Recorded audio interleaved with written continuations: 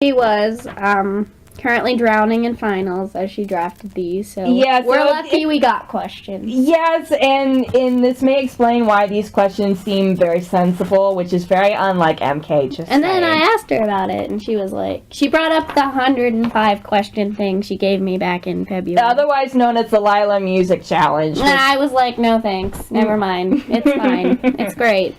What qualities do you have that makes you such a good friend material for each other? I think we're so alike that we are. We're alike in so many ways and yet different. That is so vague. We need to have more specifics than that. It's definitely an older sister, younger sister relationship with us. You're 4 years younger than I am. So there's enough of like a not maturity, but age difference. We're not mature. No. We'll get that out there right now. No. We're not mature. Well, to a certain extent. It depends on the situation, but... Most of the times I am not mature. Let's be real. I am not the mature. It's more like I'm getting her out of trouble more than she's getting me out of trouble. I've sent her many a message where I'm like, Catherine, I'm going to do a thing. And I have to talk her out of it. And then she's like, wait, no. And then I'm like, too late, did the thing. Messed up my life. That has happened. We're working on it. Many times. We're working on it. It's a work in progress. Second one from MK. What is something you love about the other person? Well, she's very practical, which goes along very well with my impulsiveness. And she's very put together. Most of the time. Most of it, her life is very put together, and mine is like helter-skelter everywhere. I have plenty of helter-skelter moments. I'm just gonna put that out right now. My life is actually not a picture perfect. She makes it seem like she's really put together, and I am like, there is no possible way someone would look at me and think, wow, she has her life together. No, I don't. There's a lot. One thing that I love about Leah. Oh my gosh, what don't I love about Leah? Oh, you're gonna make me blush. I mean, what else is an older sister gonna do? She definitely brings out my spontaneous side. That's for sure. I am very spontaneous. You are, and the crazy ideas that she puts out, it's just like, yeah, why not? So, and not many people can get to that fun-loving, mischievous side of me. It takes a very special person to do that. Not many people really see that side of me. They either see a very, I don't want to say unemotional, but very... stoic? Yeah, stoic would probably be a good word to use for it.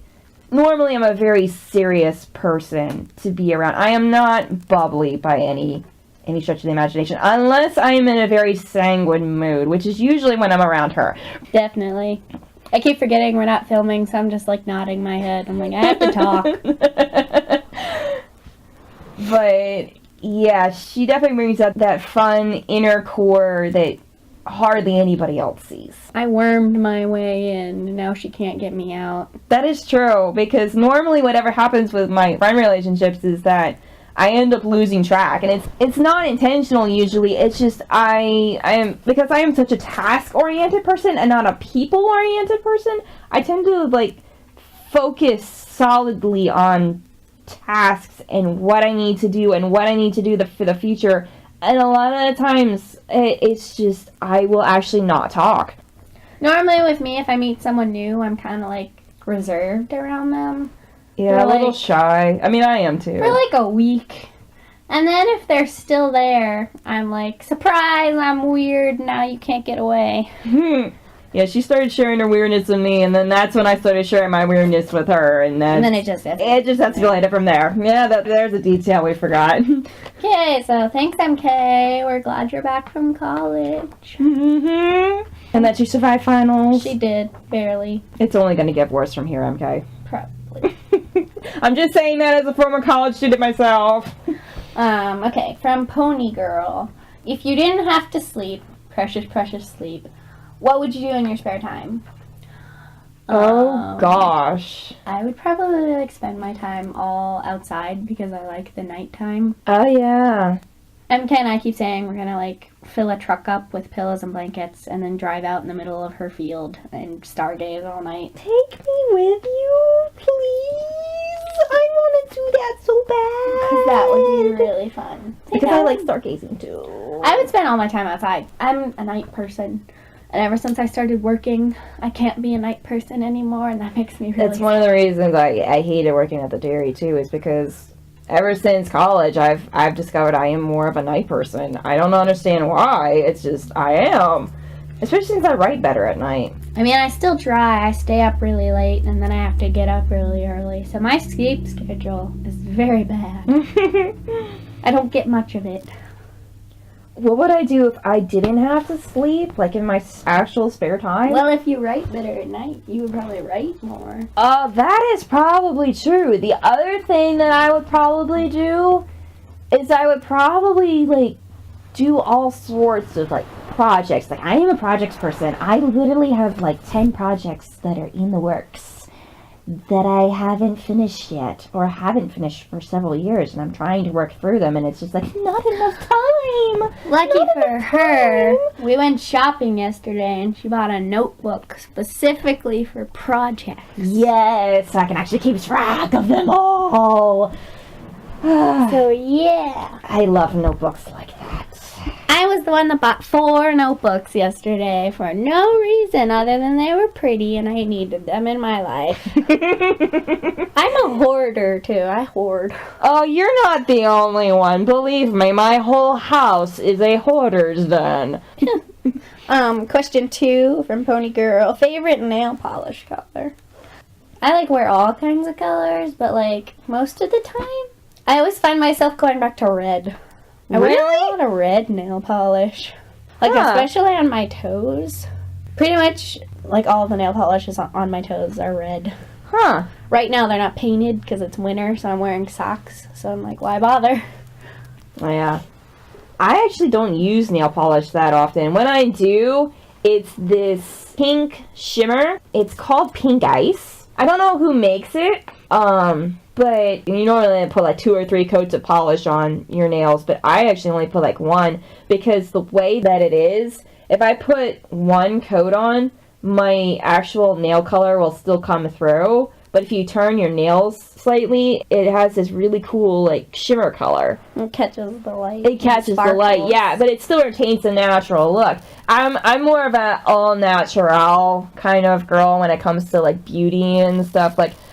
Like, to be honest, as much as I like color, I don't like colored eyeshadow or anything like that. I don't know why, but then again, I've never really had good luck with eyeshadow, to be frankly honest, other than the gold shimmer one that I have that I really like, but... That is, like, the complete opposite for me. I'm, like, the red lip, darkish eyeshadow kind of person. Even though you don't really do it that often yet. But... Yeah, because I like sleeping more than putting makeup on.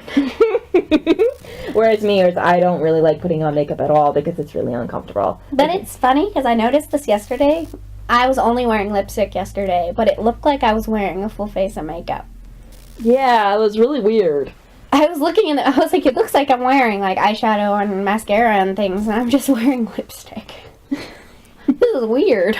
Man, I guess it's good because then I could claim that I'm wearing more makeup than I actually am. Yeah, and I like that, you know, the less makeup the better. It's more of an enhancement rather than like to cover. Well, you use it to cover up, but you use it to cover up blemishes and stuff like. Okay, so question 3 from Pony Girl. Favorite dessert? Honestly, anything with chocolate. Sign me up for that. Like the chocolate mousse in Chicago. Oh no, don't remind me. I was so sad. We couldn't finish it because our stomachs both hurt, but then we forgot to tell my mom and sister to save it for us, and they didn't, and it got thrown away, and I was so sad. Did you even touch yours, or? I did. I ate like half of it. That's right. We ate half of it because we went out to Chicago at one point for a conference. Yes, and it was a full 4 courses, including the dessert.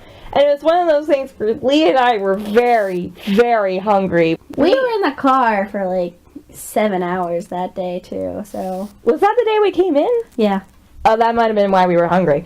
But we like literally we ate the whole salad, and the there was, whole like, a soup, the whole fish Well, course I ate, because it was like, Friday. half of my dinner. Oh, you did? I ate the whole thing. Like, I almost ate the cedar plank that the fish was on, to be frankly And honest. then once dessert got there, it was like, oh boy. Oh my gosh. I'll actually show a picture. Did it And make us sad again? it was so gorgeous. It was... R.I.P. chocolate mousse. We only ate about half of it and it was so good and we wanted it, but it was just like, it was literally, we could... It was one of those moments where like, we have to leave the table now or we might throw up everywhere. It was painful. I don't know how... It was weird, because once we got back to the room, we were like perfectly fine. You were. I was feeling sick for over an hour. Remember? Because I was on...